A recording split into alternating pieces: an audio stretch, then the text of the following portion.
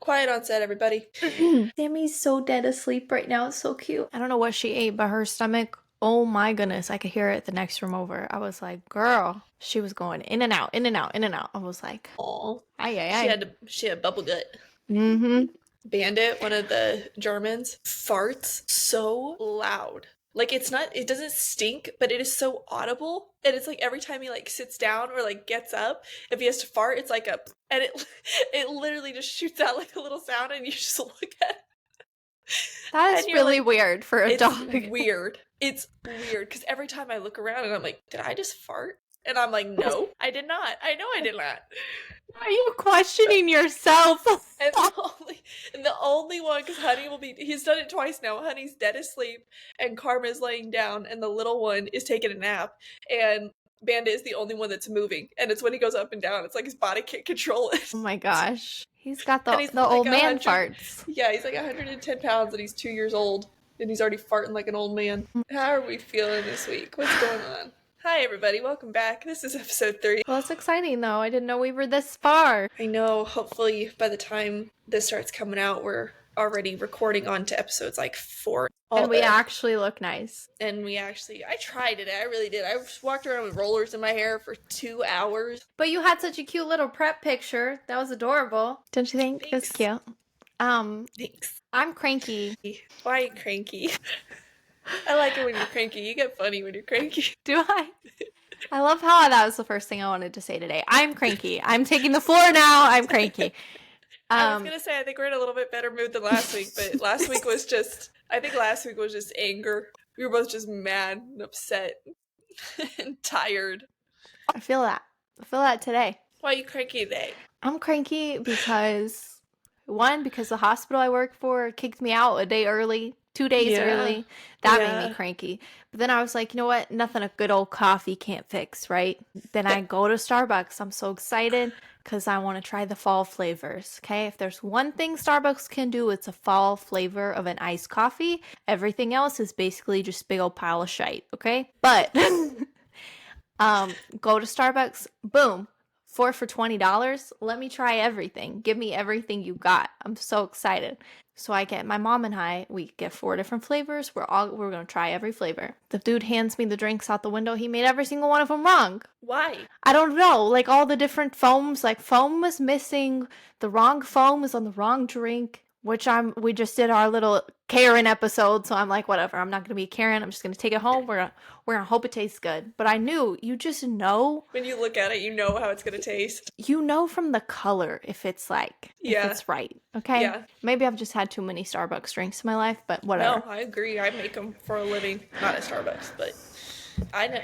I can tell. You can tell, especially on iced ones. So I get home and I got this pecan drink for my mom because she loves pecans. They put the pecan topping on my brown sugar latte and it was disgusting because she loved it though because it was pecans. But I was like, they just did a little mix and match, a little switcheroo. Nothing was correct. They're so fed up with that 4 for $20 deal that they have going today. Honestly. They were like, these people are already getting their drinks for cheap. We're just throwing whatever we can on them. Well, and it was like lunchtime and they're having the special going on. And here's what happened is I pulled into the line and I'm like, dang, this is a long line for 1 o'clock. Like, but maybe not because it's Saturday. And I'm like, let me just do a little Google while I'm waiting in line. Boom, there it is, 4 for $20. Everything makes sense now. Go up to order. The little box is taking forever. I'm like, man, they're struggling. They're hating their lives today because it's 4 for $20. So I download the app real quick and I get my 4 for $20. But you could tell at the window, like they were exhausted. It's been a long day. Everybody's they're making 4 times the drinks today. Yeah. So yeah, I just let it be. And then I asked my mom, like, should I call them and tell them everything's wrong or should I just let it go? She's like, eh. So I let it go.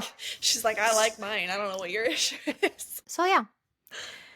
That's why I'm cranky. Cranky. And I've been doing some FBI investigations because I'm the queen of sleuthing and I will find out everything about anybody anytime. So I've just opened up a new case this afternoon. Especially now. Yes. It's like you We got gotta vet promoted. these people. It's like you got promoted after everything over the last year. Hey, I earned my spot, let me tell you. Oh my Okay, gosh. so what's going on with you? How's your day? Are you cranky? I just chugged a whole cup of coffee. That's my third one today, and I cannot stop yawning. It's like the first day of the week that I haven't woken up at like 5 a.m. So I feel like like the days you sleep in and you don't have to get up, I feel like that's when your body is almost crashing because you are used to getting up and going, and then your day off, you're just ready to like curl up and just lay in bed all day. That's how I felt. You were like, I'm doing my hair, I'm looking cute. And I was like, Yeah. I'm still in bed with my dog at 10:30 in the morning. Obviously, So it did not work, but you know. you still look cute with your little jacket and your pretty blonde hair. This is my favorite piece of clothing right now. It's just a denim button-up from H&M, but I wear it 4 to 5 times a week in various ways. Nice. And it's not even cold here yet. I wasn't expecting you to say H&M. It looks very like, well, It not looks the very H&M. Levi. Yes, that's what I'm trying to say. Thank you for understanding. It looks very Wrangler or Levi or something. No, but it's I'm gonna have to take a look over at H&M. Yeah, it's like $35, which is nice for a honestly not bad actual piece of denim. Yeah. Okay, so by the time this episode airs, hopefully, my big news is that my sister is now engaged. Woohoo! And if she doesn't get engaged, we'll just delete it from the episode. We'll just wrap this up and just cut it out real quick. Never happened. That's so exciting. Her boyfriend is supposed to be proposing tomorrow morning after church, and we are filming this on a Saturday. So tomorrow afternoonish at like 4, we're all supposed to be at her engagement party. Did he tell you what he's doing yet? No. Oh, what? I think it's supposed to be like kind of a surprise, but I also think that if I know them and I know him, they're going to the symphony tonight, so they're having like a nice date night tonight, and then they always go to church at 11. So I'm thinking that they're going to go out to like lunch or something with a group of friends, or just them or something, you know. And that's what I was going to ask at like a lunch, and then just take her straight to, because it's at his parents' house is the engagement party. That's so cute. Everybody's just supposed to be waiting for them when they get done. Do you think he's trying to throw her off with the symphony? Like they're going to get all done up and she's going to think, or does she know when it's happening? Maybe, but she's been like keeping her nails done for roughly the past 2 months because she hasn't known when it's going to be. Girl, he better be paying for it. Is he paying for it? Her nails? Yeah. No, I doubt it. He should be. I doubt it. No, that's hilarious. Because they've been talking about it, and they're not actually engaged yet, but they're pretty, you know, they're set on it and all that. And so she, for the last 2 months, has been making sure that her nails done. Like when they go out, she's always making sure she likes what she wears and that her hair is done. That's so precious, though. That's so cute. I know, she's just like waiting for it. Aw. P.S. So I was pulling audio from all the old episodes to get audio for the teaser, right? Oh, the teaser's so cool. I love it. Yeah. Don't know when this switch happened, but I used to talk so like, sounded so. Me too. Okay, let's take a deep breath. Okay. We've got to rein it in because we get too giggly, like how but we both sound actually like stupid. Yeah, the voice is not cute. The voice fluctuations are not. They're not one of those voices where you're like, wow, that person should do ASMR so I can fall asleep to him. You're like, that person sounds like I want to punch him in the throat most of the time. Well, so when we did the first go around, I had a friend that messaged me. Yeah, I had a friend and she's like, your voice, it's perfect for a podcast. And then I've been listening to our latest episodes and I'm like, I don't know what she was talking about, but this is not the voice. And then I listened back. I listened back and I was like, what happened? But it really is. We're just talking to each other as if we were in the same room, not as if we were, you know, speaking to the public. It is what it is, but it also doesn't have to go 7 octave higher than what it normally is. You and me both. We're like, we just need to rein it in just a little bit and just keep it a nice even tone for the most part. Oh, okay. So what's been going on with you this week? Did you tell me about anything this week that was going on? I had my last day at my job my old job, well, and my newish old job. I had my last day at my jobs And at the your hospital. involuntary last day at. Yeah. So I work at the same hospital. No, what am I trying to say? The same company, two different locations. And I had my last day of the in-office side, and they were like, yeah, we'll keep you on till Sunday because I had some pretty money incentive shifts at the on the hospital side at the other location. And I'm like, okay, perfect. Thanks so much. I go to log in today to see what floor I'm working on. I've got kicked out of everything. My emails deactivated everything. So I can't go work my incentive shifts, I suppose. Which I was like, wow, that's really lame of you, but whatever. So yeah, what's the latest with you this week? Anything else? Literally, I got nothing. I got nothing for you. Not a single thing for you. Nothing? Oh, yes, I do. Let me. Okay. So I applied for this job. Oh yeah. Okay, don't get too excited. This is just, I haven't heard anything back yet. It is just a receptionist position that pays more than what I'm doing right now. And I just need some extra money. So I go in and I've had a couple conversations on the phone with the store or location manager for this dealership. And I go in thinking I'm coming straight off of work. I talked to this lady at maybe 8 in the morning and I say, hey, I'm available after 3 if you want to talk more, or if you want to ask me questions, or if you want to continue our interview, or just check on anything, because I have been told that this interview process will take a couple times and that they'll need to schedule out some in-person interviews and meetings and yada, yada, yada. And she says, well, if you're available after 3, you should just come by at 3:30, 3:45 when you get off. And I said, great, I'll just be coming straight from work. So I have this shirt on, some leggings, and my boots, because that's what I am allowed to wear at my current job. Okay? It's not business professional by any means. So I walk into this location and it is very nice. It's a high kind of end dealership, I would say. And I go in and I talk to this lady. I go in with the mindset that I'm going to be there for maybe 30 minutes. Just talking, just surface level, bare minimum questions. Why are you interested? What have you done? What would you like to, do you have any question kind of thing? Get to know me a little bit. I end up sitting down for a formal 30-minute interview with this lady.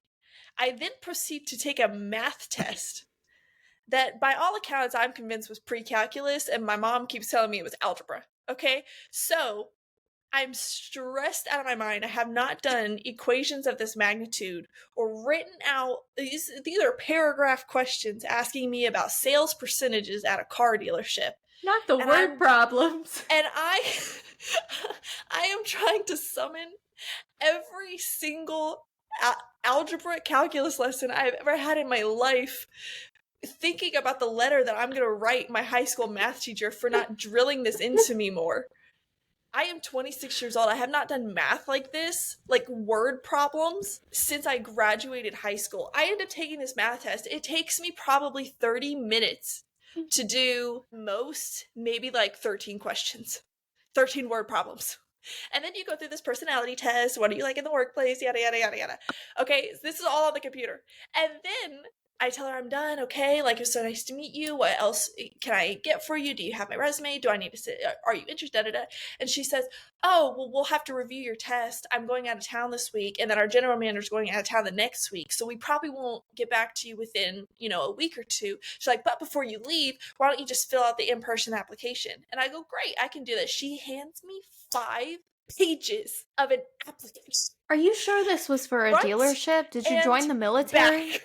What just happened? Front and back, filling out the application. And I have had my resume already done, right? Mm-hmm. I've put my, 4 previous jobs listed there that I think are the most qualified for what I'm applying for, I have to fill out, they want your 5 previous occupations, but they want them completely in chronological order, even considering times that you were unemployed, self-employed, or I hate it when they do that crap.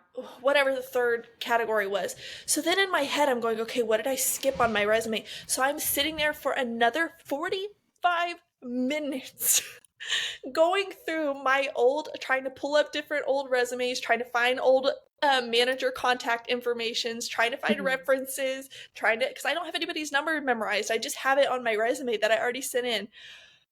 Oh my gosh, I walked out of that place feeling like I had just I would have been applied like, for the military. you need to pay I me said, for I've my been work conscripted. today. You need to pay me for my work today. Somebody 'cause take me away, haul me away for basic training because I am enlisted. Wouldn't that be the craziest, like, pull the wool over your eyes? I called Jake, and then I called my mom, and then I called his mom, and I was like, guys, I just had to take a math test. And I think that that's the make or break of me getting hired, is if I answer those math questions right. What kind of, is it really that high luxury of a place, you know? No. Like, it's a dealership in the middle of Texas. I mean, I get that they want people who are efficient in their work. I get all that. That seems a little extreme. But isn't there, like a kind of training? What's the word? Like a orientation. Grade, a preceptor.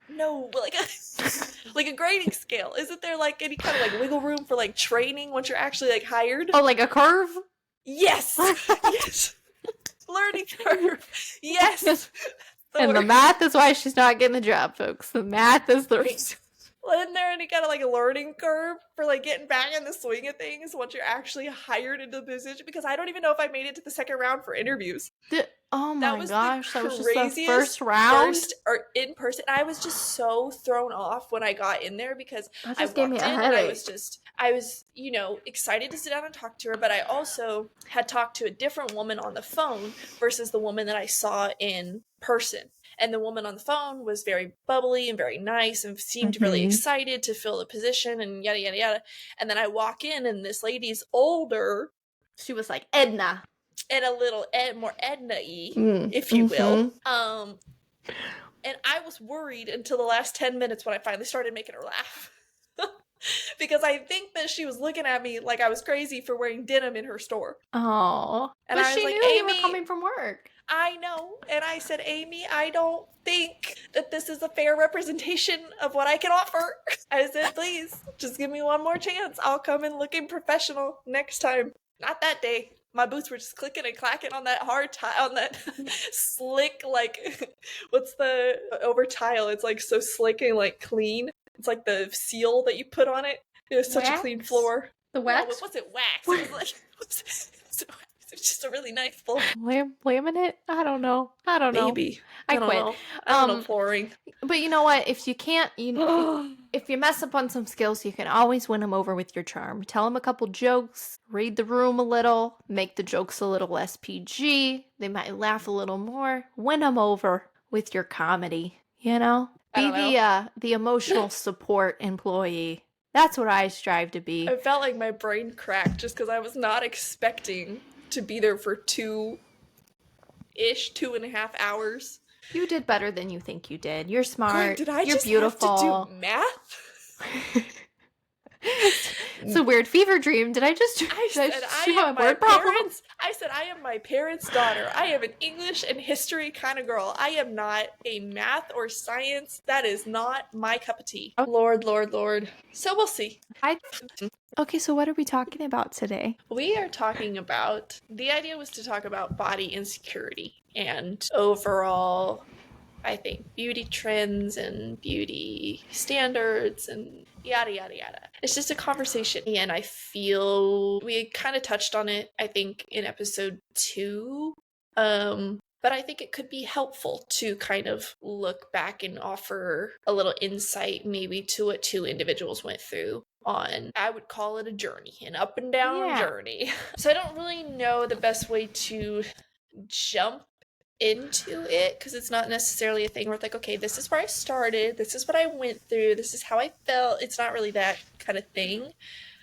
I think the best jumping off point would be that as you age and as you mature and as you come into more of yourself, your ideas of what beauty are, what health is, the way that you present yourself, those things are going to change.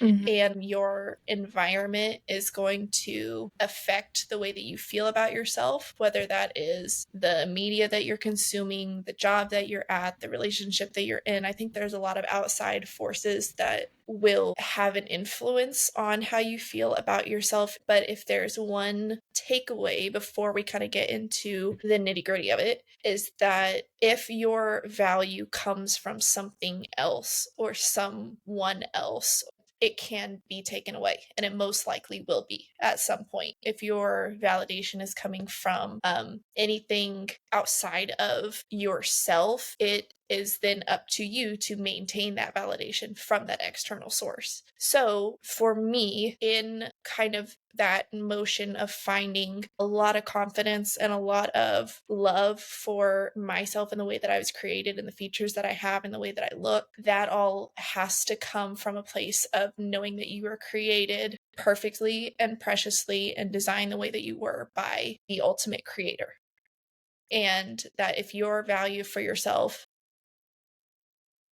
is on a foundation and comes from, it is inherently from God, it cannot be toyed with, taken away, stripped from you, degraded from you from an outside influence. And so if you are relying on people to tell you that you're pretty, if you're relying on people to tell you that you're skinny enough, smart enough, pretty enough, any of these enough things to try and fit in with a certain situation or an environment, it is always going to be determined on that. But if it comes from within, that you really know, hey, this is the way I was created, and there's a reason why I am the way that I am. And if you can sit down and try to find the beauty in that, it brings you so much peace, and it brings you so much healing from what the world will tell you otherwise. Mhm. And from, I would say, 16 to 24, probably, there was a lot of healing that God had to do on a very spiritual, deeper level than what could have been healed from me trying to fix myself in any sort of way. Okay, well, let's So just wrap that's wrap the my podcast because opening. that was perfect, wonderful,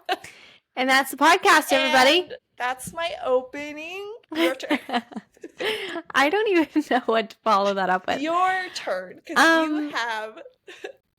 I love how I just went on a rant about loving ourselves, and the whole entire first hour of this podcast was degrading in, talking about how we hate our voices and how we have I stupid look like I have laughs. a stroke. I hate my voice. My laugh is stupid. Yeah, we're still working on it. Well, so as far as me, like, I almost feel like I just couldn't even be bothered. I mean, sometimes yes, but most of the time, no. I can't even be bothered to care about what anybody else thinks of me. I am just literally just a soul crushingly hard critic on myself that you can give me 8 million compliments in the day. You can say whatever. You can say you don't like whatever I'm wearing or what I look like. And I just can't be bothered. Where do you think that came from? Like, where do you think that started? Was like that soul crushing? Like I'm in therapy. You're getting therapized, baby. I'm getting a little hot. I'm getting a little scared. But cheeks are getting hot. Well, that's just my light. I have a red light on my face today. But seriously, that's like I don't know where that comes from. Where do you and when do you think that started, that you became your harshest critic about yourself? Because let's also preface this with, growing up, you and I, we've been best friends since we were, you answer this because I don't have a good memory. How old were we? In preschool. So like three or 4. 5? Oh, 3, 4. Are you in preschool at 5? Well, yeah, we were till 5. I moved away when I was 5. That's right. Okay, so we were like, you were probably 4, I was probably 3.5. We've been friends for that long, and when we were growing up, I don't think, truthfully, we look that similar now, having grown into more of our features and getting older. But when we were growing up, we were mistaken for each other all the time. My hair was completely brown. Hers was brown, but a little bit lighter. Like, we had the exact same color hair. We had the same body type. We had the same, like, face shape. We would get compared to each other all the time, from being little all the way until I moved and we were separated for the first time. So I don't truthfully think that probably either one of us thought much about it until we weren't together anymore. Yeah. because it was like, oh, okay, well, I look at her, she's, that's my best friend, she's beautiful inside out, kind of thing. You grow up, you laugh, you don't really care that much when you're little, and then you move, and it's like, okay, I lost not only my buddy, my internal buddy, my best friend, but I also have lost kind of this safety net that I've put myself in to be like, okay, I look at her and she's beautiful, and she's, talented and smart and athletic and all these things that I just love so much. And you really have to kind of start being independent in a way, because when we were growing up, it was Micah and Brooke and Micah, all of these, Yes. we went everywhere, we did everything together, and then you turn 16 and it's every man for themselves in a way. And what a hard year for that to happen. Like, I feel like that's such a transitional time, just a big, I don't know, like so much more happens in your life around that age. Like, you start to drive. There's so many big moments. Well, you kind of lose that person too. Like, you lose your friend, but then you also have to adjust now to that new normal. So from then it was, you dealt with a lot of mean girls in high school was your thing. And my kind of, I don't know if I'd call what we were dealing with issues, but my like stumbling block was that I was going to a school for dance and I was super insecure about not being the best dancer in school. And I really, really relied on like physically looking the best to get me ahead where my talent couldn't. Right. And so from the, I don't know if you want to touch on kind of high school so much, because I don't want us to necessarily live back there, but I do think it's important to say, like, if you have a teenage daughter, or if you have a little sister, or if you have a cousin, or if you have anybody in your life that is a teenage girl in high school, I think it's so important that you show up and you're aware of what that girl is probably going through for the most part. Especially, we had phones and social media and all of that, but we did not so have much worse it now. the way So much that worse. these girls are now. Like, my 10-year-old that I'm around is already so much more adept at makeup and skincare and fashion and all of these that I didn't learn until I was 22, 23. Just in the last year or two, it's been this surge, so I think focusing on experiences that you had when you were younger, it really determines a lot of how you feel about yourself as an adult. And if you can recognize what those little girls are going through right now and empathize with it and try not to make the mistakes that you're surrounded by too, I think it's helpful to look back on those times and say, hey, this is what I wish I would have known in high school. This is what I wish I could have. Well, and two, like, if you have somebody that's in school or in that age range, I think it's so important because their peers, all their peers are really focused on is how they look and how they fit in and what group they're going to be a part of. I think it's so important as a family member or a friend to highlight everything else that's great about them so that they're not just like, the only thing I have is if I look pretty or not. Like, no, you're actually the smartest person in your class, or like you're athletic, or you're creative, and you've got, like, highlight those things, because those things, your personality, your character, those things are so much more important than how you look or who your friends are or anything like that. And it's really hard to see when you're in it. So if you have more influences outside of your school building, telling you that, I think that really does help. But it's also that time too where girls are always a little bit catty and always a little bit like cliquey and mean, and that's just, I think, nature of girls and hormones and growing up and, friends and figuring all of that out. I think it's a part of it, but girls are so mean. And really, if you don't feel good about the way that you look on a day-to-day basis, you got to think in high school, we touched on this a little bit and I had notes, like I wanted to touch on each of these things, but in high school, we didn't have to deal with a lot of what girls our age were going through hormonally, right? Like, our periods didn't necessarily affect our weight a ton. We weren't on birth control super young or anything. We didn't have acne. We did not have acne at all. And when you deal with those things and you're also at the age where you're starting to like boys and you're starting to want to impress people and wanting to look like, again, that's happening younger and younger and younger. So by the time you get to high school, if you're self-aware of that, the things that you go through and the things that you think about yourself have long-term effects that you will still be, example, 25 and trying to get yourself out of,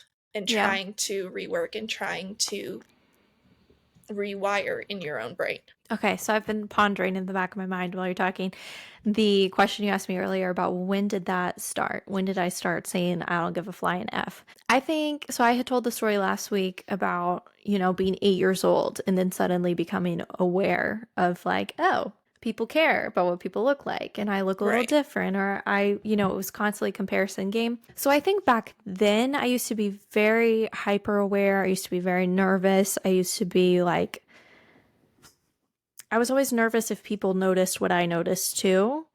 And I was very interested in other people's opinions back then. Definitely through middle school, definitely like the beginning of high school. But I think high school was so brutal for me that I finally, maybe it was a defense mechanism, but I finally was like, if y'all are just going to talk crap on me anyway, I'm just going to look however I want to look. And just, you're not going to bother me. Right. You're not going to take away my peace. So Right. that's when, I remember probably my junior, senior year. Everybody has senioritis anyway, but I go to school in my pajamas.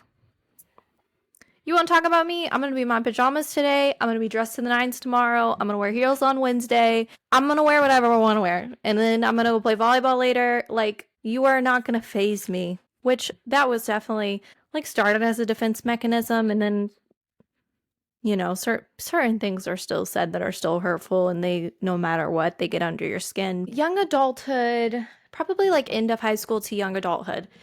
All that was on our Instagram algorithms at that point in time were like IG models, fake filters, filter city. I feel like that's all that at least was going on my social media, was like, these people look perfect, plastic surgery, Kardashians are booming, fake, fake, fake, fake, fake, fake, fake. Everybody only cares about looking this type of way. There was a lot of like diet culture, and that was supposed to be like health conscious, but it was actually just, we're all just trying to look a certain way. We're eating this to look this way. We're doing the Chloe Ting workouts to look away. And it never was like, never like actually health conscious. So I didn't have any kind of role model on my feed anyway, which I lived on my Instagram back then. So I was just constantly consuming IG models, fake filters, whatever. Then, like 2017 is when I figured out what CrossFit was. And I was like, oh, this is actually pretty cool. These people are like superhumans. Like, they are real life superheroes. And I saw like, oh gosh, what's her name? Tia-Clair Toomey. She's been the like CrossFit athlete of the world for 7 years in a row or something crazy. She's incredible. So I started to see her and how people online were criticizing her all the time because she looks manly, she's muscular. Her husband was a lot less muscular than her. He's her coach. And I just saw how absolutely fascinated he was with her. And he just loved her like a guy would love any woman. And he loved how she looked and celebrated her victories. And that was the first time that I really thought, like, all these athletes always get made fun of, and they get called lesbians or whatever because they look a certain way and they're not graceful. And I had always been like, I feel like that's me. I'm built like an athlete. I'm so ungraceful. But I loved makeup. I loved doing hair. And I loved like expressing more of the feminine things, but also I was a tomboy. So I was never really like sure where I fit and everything, but it wasn't until then that I saw like these big athletes being celebrated. And right now it's Alona Mayer. I love watching her videos because she's like, I can be an athlete and I can be jacked and I can be feminine and I can dance. So I think that, I still struggle with that, but I think in recent years, just like my algorithm has changed, the things I surround myself with have changed, so then my viewpoint is kind of changing for the better. Yeah. But anyway, that's where it started, I think, way back in the day into high school. And then I was like, I don't give a crap. I'm gonna just do me. People are gonna like it and people are gonna hate it. Well, I think too, I don't really know off the top of my head where maybe certain beauty trends were 10 years ago, 9, 8, 7, 6 years ago when we were late teens, early 20s. I think that a huge part, at least for me internally, was being in high school. We always had really athletic builds. I think both of us did naturally. And we played volleyball and basketball through middle and high school. So when you're developing muscles and you're growing up and your body is changing in that way, right? And you're putting on a little bit more muscle in certain ways, it does make you, for lack of a better term, like bulk up, right? In a lot of different areas. So it wasn't that when I was little, I don't think either one of us felt super like small or super, dainty or super. We were just, I think we both thought of ourselves as athletes, right? In Which different is ways. funny Like I still because danced. Go I ahead. never thought that you thought like that. I always thought I was the only one who thought that I looked and felt the same, that the way that I looked. Really? So I didn't know that you felt that way. I always thought you Really? were like this graceful little angel, and there was no way she That's could hilarious. understand that I feel so insecure. No, because I played sports too, and this is, let's just be honest, let's just call a spade. We got thighs and we got booty. I don't have as much booty as you do. You got a nice booty. But that's It, always where we've carried muscle and weight and power is in our legs. And I think that's true mm-hmm. for all women. I think that we carry a ton of our power in our hips and our lower body. But it really, really bothered me when I was little. Like, I have always, always, always hated my legs. I don't like them. I have a longer torso, so it makes my legs look short and almost like when I was younger, I had stockier legs because I had really like muscular thighs. And being a dancer, that's not the ideal body, if that's what you want to call it, for lack of a better term. Ballerinas are thin and graceful and skinny and able to be lifted up in the air. And I wasn't practicing Oh my God, I hate being lifted in the classical. air. Sorry. Ew. That was like an internal thought that should not have come out. I I just can't wasn't stand it. I wasn't practicing like classical ballet at that point, but I knew what I was watching on my phone, right? Mm-hmm. I'd been to a ballet, I'd seen professional dancers, and they didn't look like me. And so when I turned to dance full time, wanting to pursue that as a career starting in that high school that I moved to in Dallas when we moved, I think it took over my brain chemistry where nothing else mattered. I told myself that if I was not the best dancer, I sure as hell was going to look like I was. My body was going to look exactly like what should have been for the dancer that I wanted to be. Because when you're a professional dancer, if you're taking that seriously, there's no choice but to be in the best shape of your life, Yeah. and that's not necessarily always done in the healthiest way, but that's who we look up to anyway. That's who you're trying to be. Those are the jobs you're trying to work. That's the career you're trying to achieve. And so when I was in high school, I think I overcorrected in that I really, really, really did not have a good relationship with food. And I became my own cook. I would not let anybody else cook for me. I did I not eat remember out. this. I did not eat out. I did not eat fried food. I did not eat meat for at all for maybe, and granted, this wasn't very long because I felt like absolute crap when I didn't eat meat, but maybe like 3 to 6 months, I did not eat any meat. And if I did eat meat after that, it was fish or it was chicken breast exclusively. Nothing else. I didn't eat red meat for like 2, maybe almost 3 years. I felt like complete crap because you got to think in high school, at least my schedule was dance class first thing in the morning, regular class in the afternoon, dance practice to end the day, sometimes rehearsals afterwards, especially if we had showcases or if we had classes outside in other studios, if we had musicals that we were prepping for. And it got me into this cycle of I constantly need to be working out in some way, and I cannot eat past this certain point. So I also used to not eat past 6 o'clock at night at all. And if I had a dance class and I didn't get to eat before, I wasn't eating until breakfast the next morning. And Crazy. it was so self-controlled and so sabotaging that I wouldn't let other people cook for me too. So I didn't eat family dinners. I would skip out on like restaurants where we were going to meet out with family and say that I didn't feel good or I was tired or I just wasn't hungry or I wasn't going to eat. And it's because I didn't know what they were cooking in. I didn't know how much butter they were using. I didn't know how much oil they were using. And I couldn't control If I couldn't control it, I wasn't eating it at all.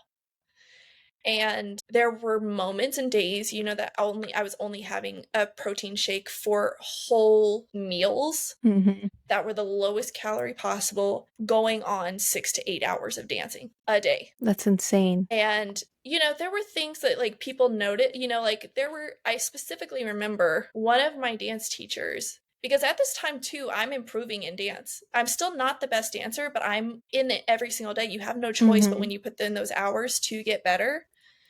I have a good, group of friends. My mom is a teacher at that school. I'm very like social for the most part. I make good grades. Like I'm a good student. All of this is going on, and I just know that if I can control my eating, I can control my body, and if my body looks the way I want, I can get away with everything else. Everything else is in order and everything else is on track if I know that I look the way I'm supposed to look as a dancer.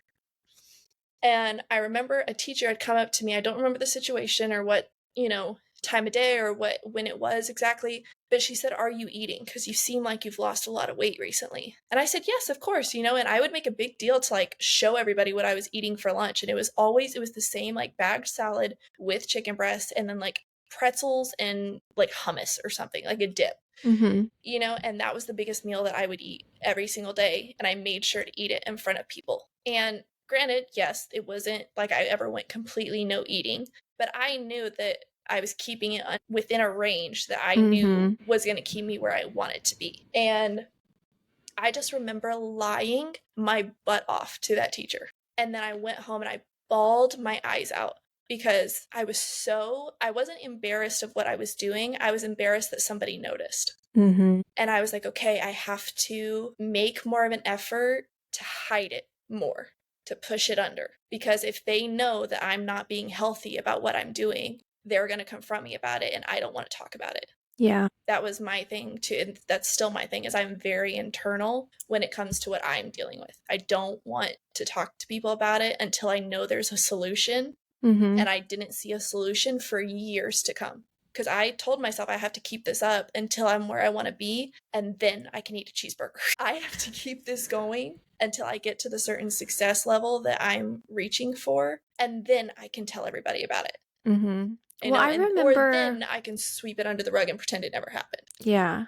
Well, I remember, I think it was like not long after you had moved, but you were still in high school. Mm-hmm. And I remember thinking like, dang, she looks amazing. Like those dance hours must have just like, maybe I need to start dancing. Good Lord. I was like, because you and I were pretty much the same size when you left.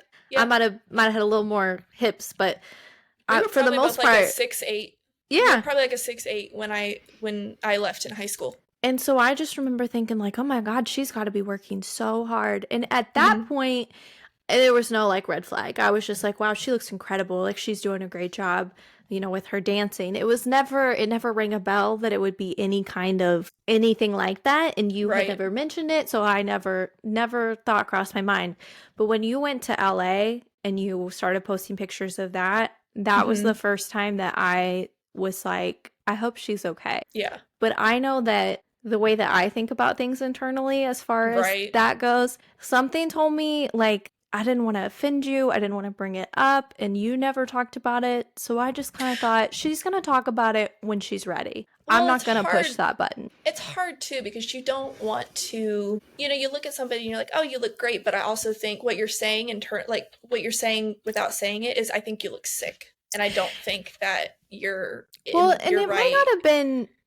I don't think you really looked sickly, but it was a drastic change. It was a drastic change too fast. I never looked like skin and bones. Yeah. And I'll go into this more too, because Louisiana was a huge chapter of this, but it was to the point where it was like, hey, whatever you're doing, I mean like sick in terms of mentally.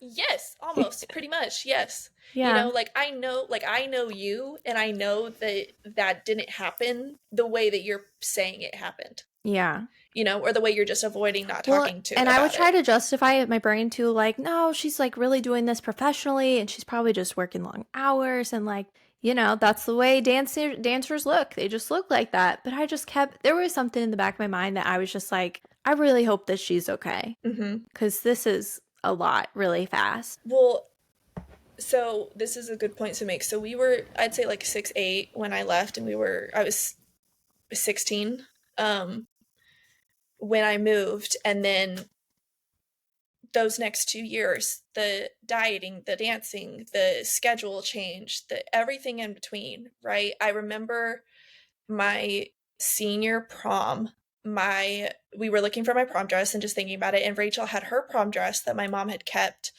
um in the closet or something to give away to like another student, like keep it if nobody could afford like a prom dress. Oh, And that's I so was like, sweet. oh, she actually did that for all of our prom dresses. She just gave them away to kids that couldn't afford dresses, and That's we so had really pretty sweet. ones. So it was nice of her. Yeah, she was really nice about just making sure that our prom dresses went to something good because we were never going to wear them again. Right. And I was like, oh, that'd be fun to try it on. And my sister went to her high school prom as a size 2. That dress was baggy on me. Well, okay, I was about Like to bring this up. so baggy, like I had to pinch the back, like how they tie up wedding dress Mm-hmm. samples. I could pinch the back, and I remember in my head being like, yes. Like I wasn't sad, I wasn't worried or anything. I was like, okay, it's working. Mm-hmm. Everything I'm doing is right. And not a month later or something, I went and I got my prom dress, and I had a picture of it up for a really long time. It was this red skin tight long Mm-hmm. sleeve, It's low back. gorgeous. It was gorgeous. It's one of my favorite dresses I've ever had. It was a size 0, and it was looser. Like it fit nice, but it was looser. And then when so after high school, I got offered to go be a part of this company that studied down in Louisiana that basically was a huge training program to get dancers ready for the professional industry. And that was from 7:30 a.m. I think until 1 or 2 in the afternoon, hardcore dancing every single day. And when I got off, I would run 3 to 4 miles around our neighborhood every single day. At that point, I wasn't eating dairy. I wasn't eating meat besides chicken. I wasn't eating sugar at all besides fruit, and dark chocolate. I would let myself, if it was above 75%, I'd let myself have dark chocolate. And I wasn't eating carbs besides fruit. No Mm-hmm. carbs. My staple at that house, because we all lived in this huge house together, was cauliflower rice, the bags Mm-hmm. that you'd get from Trader Joe's, stir fried with a ton of vegetables and avocado. Mm-hmm. And I would eat that one meal at night, and then in the morning I would have eggs and granola to get You know me what? through that day of workouts. And by the time I left Louisiana, I was a 00. And nobody even knew that, but Mm. I went to a clothing store just to try some stuff on. I think I needed jeans or a dress or something for whatever we had. Maybe it was a costume for whatever we had going on.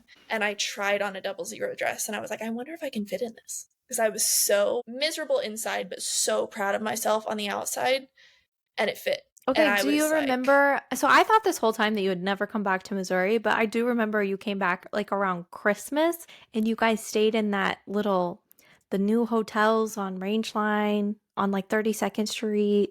Do you remember this? And I came and got you from the hotel and we went to the mall. did we go to that sushi place in the mall? I think so.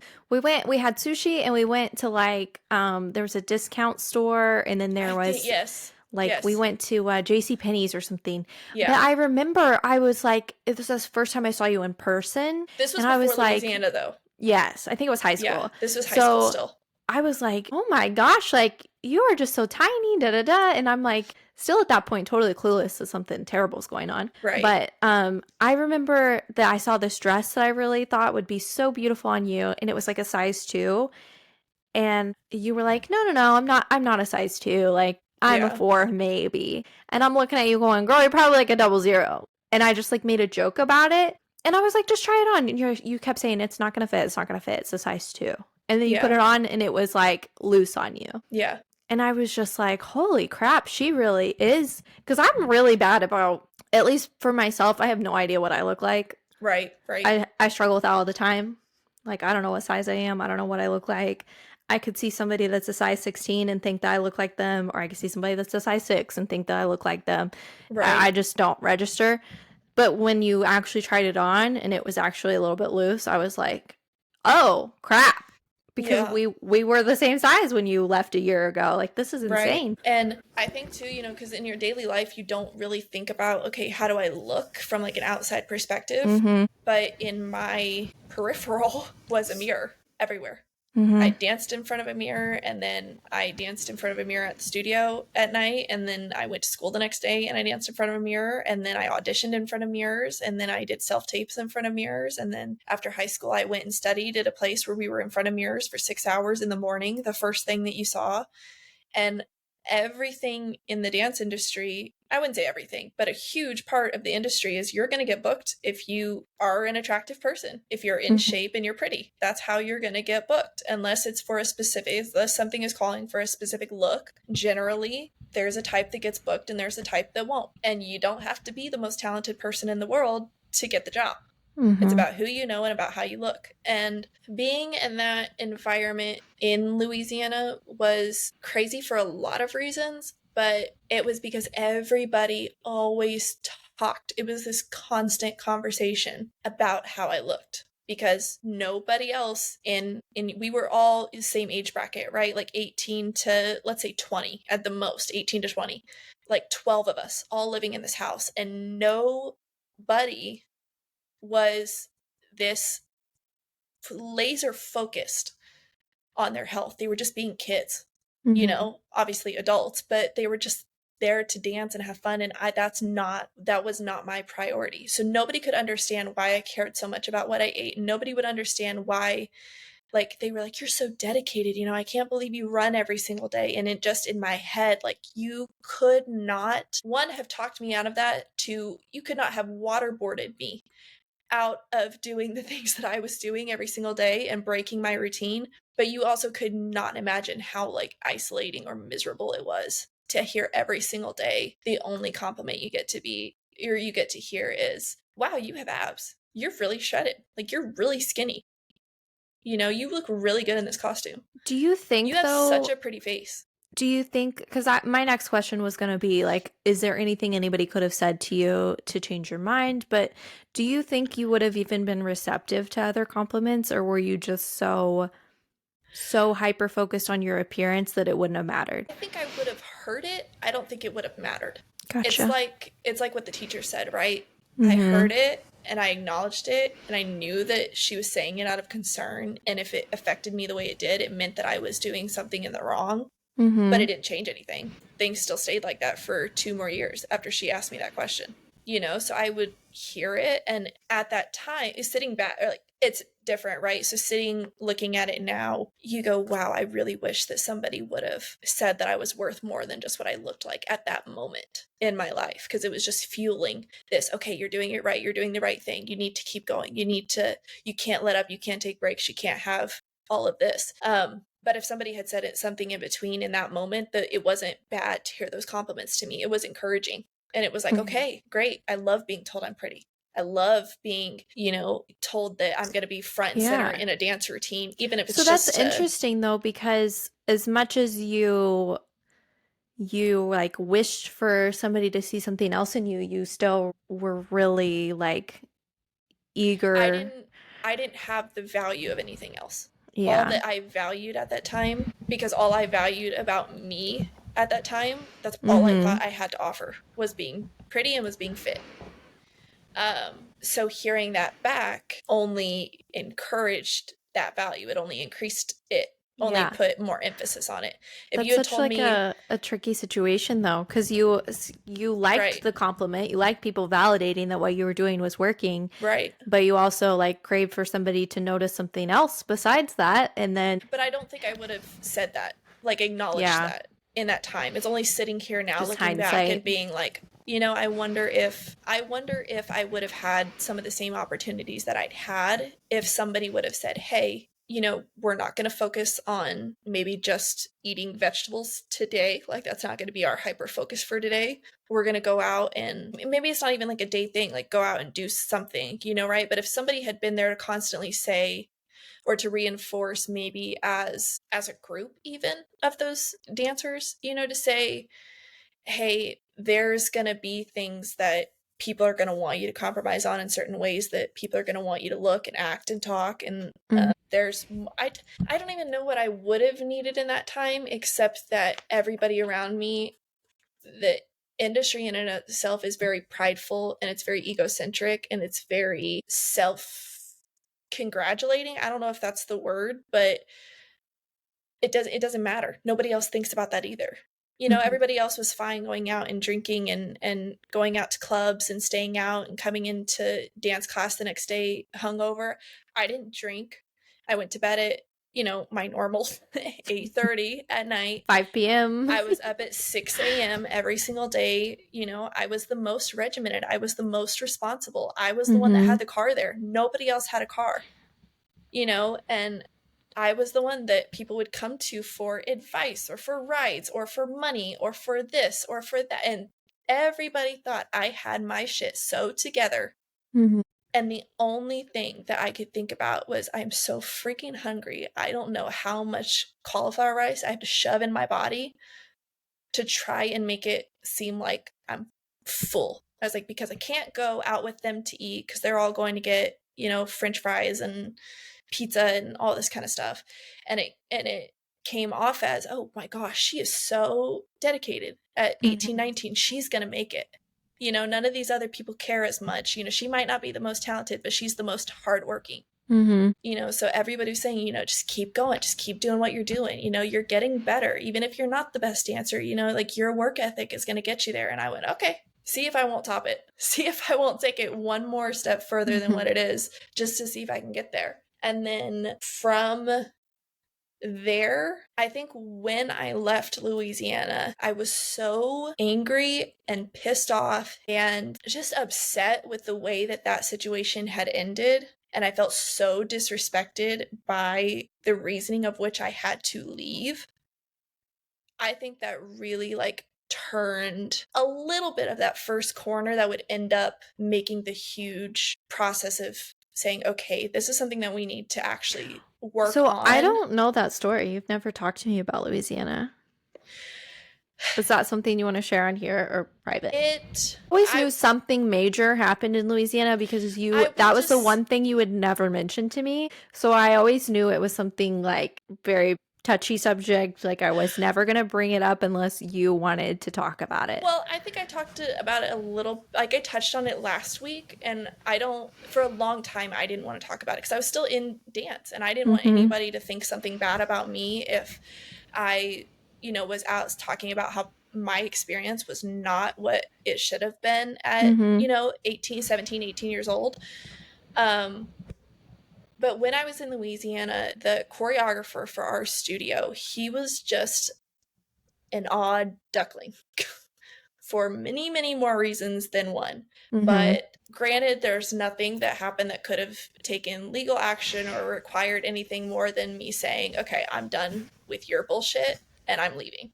You know, so nothing crazy, but constant, unprovoked touching, placing in a professional way, you know, in dance classes. Conversations that I was not comfortable with that pried extremely into my life. And I was, we'll just throw it out there for kicks and gigs. I was a virgin at that point, and it was constant talks about my sexuality and what I wanted in a partner and when I would lose it and was I going to wait till I was married, and all of this conversation that I just was not ready for, just coming totally from a 40-year-old man, a 45-year-old man, somewhere in there with a wife and 2 kids. That's disgusting. And I have no reason to name names or anything like that, but they know who they are. And they should know that they're disgusting. Of course. And it was a very uncomfortable situation about driving him to a casino at 11 p.m. at night to do his gambling and then picking him up, which luckily I fell asleep for, so he had to find a ride home at 3 a.m. But because I was the one with car, I was then created to be responsible for getting our choreographer. This is the man supposed to be leading this company. Home from the casino on a, let's say, Sunday night, I think, and then we had rehearsals the next day. Kind of crossing the lines on like getting me involved in family affairs that I really had no interest in being a part of. I did a kid's drop off for custodial changes between parents. I did that for a kid, and I did all Whoa. of this because I couldn't afford to be. My parents could. My parents paid everything for when I was there. Mm-hmm. I didn't work because I was so dead. I told them, I was like, if you guys pay for this, I'm gonna get a job and I'm gonna be able to pay you back for it. Mm-hmm.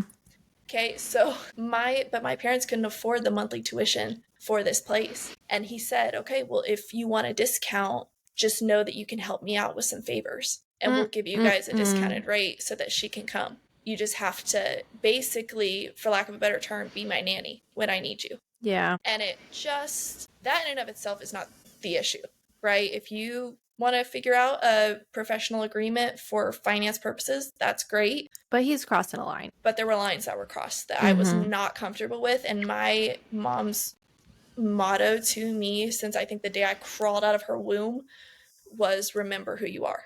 Mm-hmm. And who I was, granted, I was not in a good headspace, but who I was But you not knew when anybody too far who was too was far. supposed to be entertained by the things that were happening under the same roof.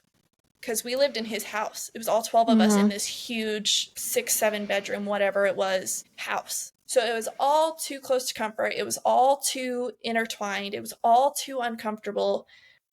And I felt like at some point it was going to go too far that I couldn't get away from it.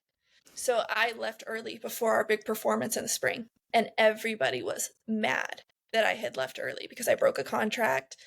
I had them rework all of their dances that they choreographed because I couldn't be in them I anymore. tell them, so what? And everybody in that studio, as far as I am aware, ran my name through the mud after I left, talking all kind. And it's, I get it, you know, because I left without any reason, and I don't talk to many of them at all, except for like maybe liking an Instagram post every now and then. But everybody, like, and it was, and what's crazy is that one of the girls who had been a company member the year before me when I came, had reached out to me and said, hey, this is kind of the situation that we're starting. Because she'd started an Instagram page for dancers to like kind of like come together and tell their stories and hold people accountable in positions of power that had gone too far, especially in an arena with people that were kids at one point under their instruction. You know, might not be kids now, but she was just kind of creating this forum where people could come together and just say, you know, like, hey, you weren't the only one that experienced this, you know. And she had reached out to me and she said, hey, I just wanted to share this page with you if there's anything that you ever want to add to it. And I had a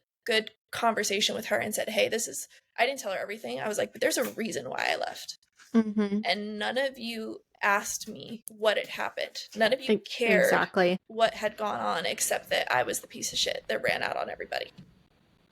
And she said, I kind of figured that, she's like, we've heard stories from other people, and I kind of figured that that was the same thing. And she said, I'm really sorry because everybody was taking, like, was just dragging you when you left. And so being the but it's end so of worth that, it to have your name dragged through the mud when oh you yeah, can yeah, when you can preserve your character. You know what I mean? yeah, Like they can talk all they want all day long. They don't have any clue. yeah, absolutely. And it does no good to, I mean, it's his business is pretty much tanked at this point, let's be honest. Because a lot of people got called out around like 2020 for, you know, everybody was online and everybody's like, I had nothing to do except for tell people what's happened in my life. Right? You Let know? me spill the tea. And I didn't have anything to do with it. I have not said a word to anybody except for you on anything except for this and her in a private message on Instagram. And that turning point, I think, was the start of, if people like him are looking at me and thinking that what I'm doing or how I look or how I'm presenting myself in any sort of way makes you think that I want anything to do with you, I don't want it anymore. And that was it didn't completely come to a halt. It was just this last year that I haven't stopped drinking almond milk, but I drink real cream in my coffee now. And that's a huge step for someone who didn't used to eat dairy, because I was like, oh, well, it upsets my tummy. I have IBS. I don't have IBS. I don't have tummy issues. I really don't. You know when I do have tummy issues? I probably hadn't been feeling my best because I was eating a whole head of broccoli and a whole head of cauliflower every single day. And those are some of the most fibrous, bloating in large quantity amount of food you can eat. I still hadn't given up on dancing. I still wanted to be a dancer. I just didn't want anything to do with that company anymore. And I moved to New York, and danced out there for a little bit, just taking classes and going to a couple auditions. Nothing panned out. But and New York was the first time that I had to work like a 75-hour-a-week job. I'm not kidding. Just to make my my rent, my food, my subway card, just basic, utilities for the apartment, basic necessities. And so then it was a little bit more of, okay, I don't have a choice to be completely picky about what I eat because I don't have the funds to do this. So this is when I introduced back in a little bit of carbs. I started eating bread again, right? Like I started eating sourdough. That was the only bread I would eat, was sourdough. How do you not eat carbs in New York? Come on. I started brown rice again. I started eating a little bit more meat, still just chicken. I wasn't eating red meat, but this all, New York, and then you bounce back to Texas for a little bit, and then you go to LA. And all of this time, I'm trying to figure out a way that I can be healthy and I can feel like I have energy and I can feel strong, and also still letting a little bit of that, okay, but you can't go too far, still sit in the back of my head. And it wasn't, for however long this is, I could keep talking about this like in specifics for however long, but it wasn't until this past probably year at this point that I started eating red meat again, and I've completely like welcomed back in dairy. I have sweets when I want them. I do carbs every single day for at least 2, if not all 3 of my meals every single day, depending on where we're going, what we're doing, how full I want to be, kind of thing. And I have a really, really strong, healthy way of looking at myself and of looking at particularly food that I healed a lot of through cooking, like through actually enjoying cooking again instead of just doing it for the sake of eating. And wrapping around right to the opening statement, I could not have done any of that if I hadn't, and I'm still in the middle of really breaking down and trying to figure out my relationship with God. It was, I lived in LA, North Hollywood to be exact, so LA, right in February 2020. So we were home. I was home that whole year that I was in LA, and it gave me no time but to sit down and just pour through my Bible and figure out what I actually believed about myself and what I believed about God. And I didn't study it for like educational purposes, which is what I'm trying to do now, right? Like from a historical and educational and factual perspective. But that was really the first year that I started taking that initiative to turn it around.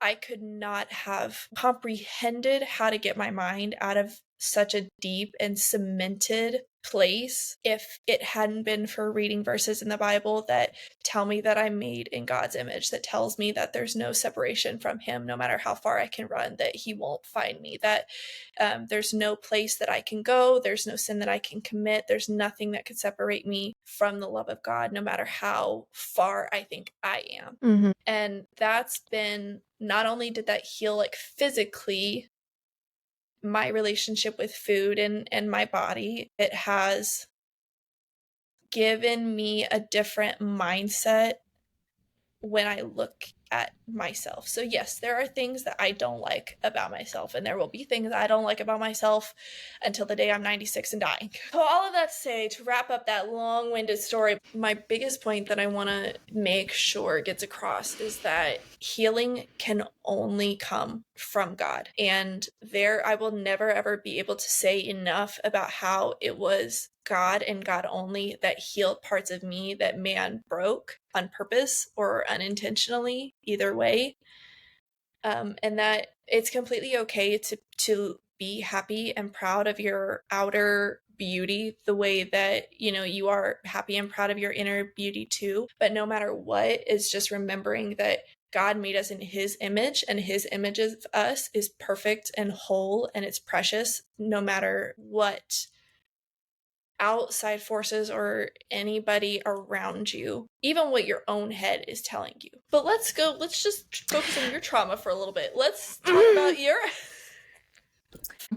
Something else I wanted to touch on. Yes. The If you say what I think you're about to say, I'm gonna we're so telepathic, it's ridiculous. Go ahead. well, I don't know. I'm so scared now. I was just gonna talk about like growing up around the pop culture we grew up, like early 2000 rom-coms of That's just hilarious. teeny Continue. tiny people, and just that's what we looked up to. And especially like I remember watching The Devil Wears Prada where Andy was like, "You're size 4."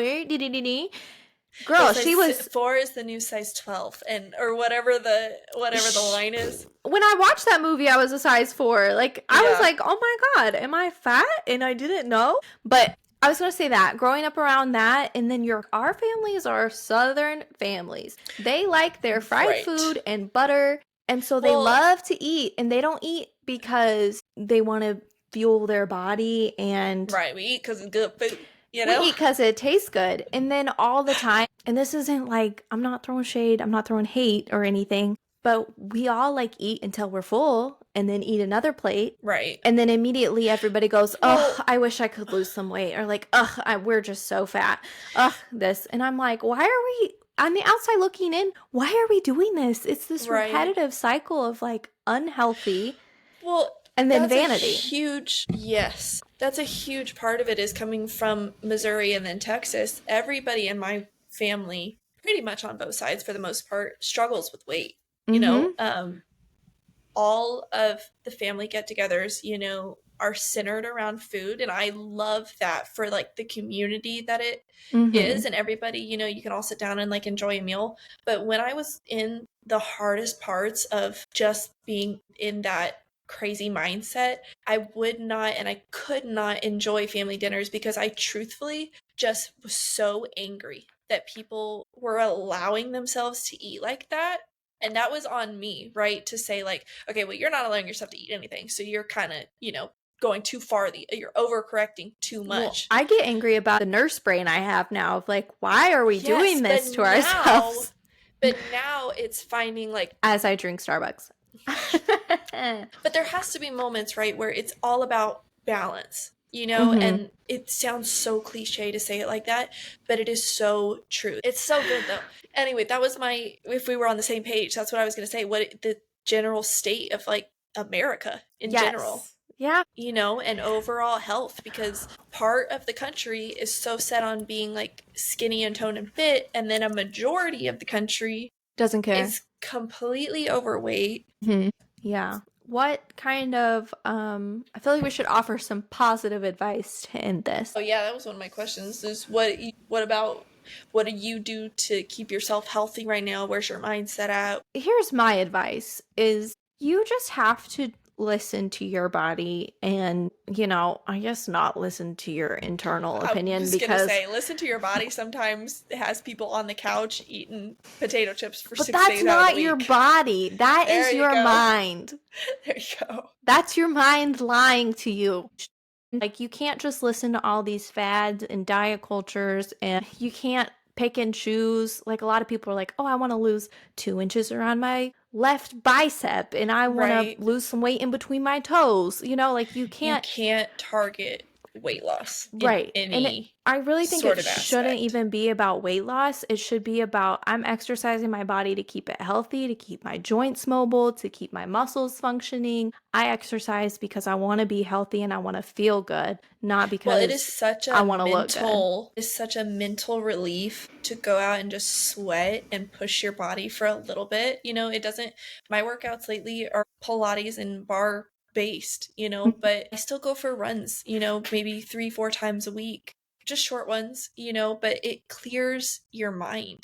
This is a spiritual, personal one for me, but I truly think if you just pray to say, God, help me see myself the way you see me, that does more for your mental and your spiritual health. Mm-hmm. Because once you see yourself with that value and that joy and that beauty that God sees you with as his son, as his daughter. Oh, It's probably not the first time, and it's probably not the last that we're going to say something that probably is true that. going to come back to bite us in the butt, but it is what it is. Anyway, as is our new tradition, we just end with a Bible verse, and I felt like it was very fitting for what we were talking about this week. It's a long one, so stick with me. We're going to Proverbs 31:26-30.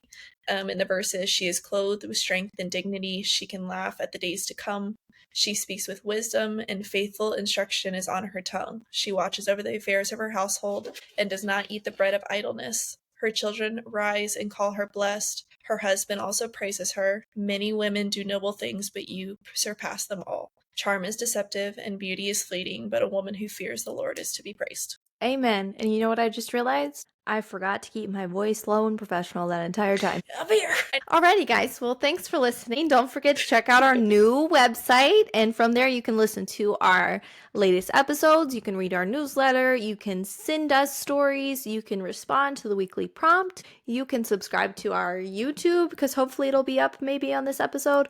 And follow us on Instagram. We're going to be sending out little videos throughout the week, little teasers, little fun tidbits. So, and hopefully some prompts on maybe like topics or current events or anything more particular that we want to talk about. We kind of used the first 2 weeks. I think last week was good. The first week was good, but we kind of used those two as a refresher and catch up episode. I feel like this was a good launch into what the podcast could be. So just anything else I don't think anything is off limits, at least for me.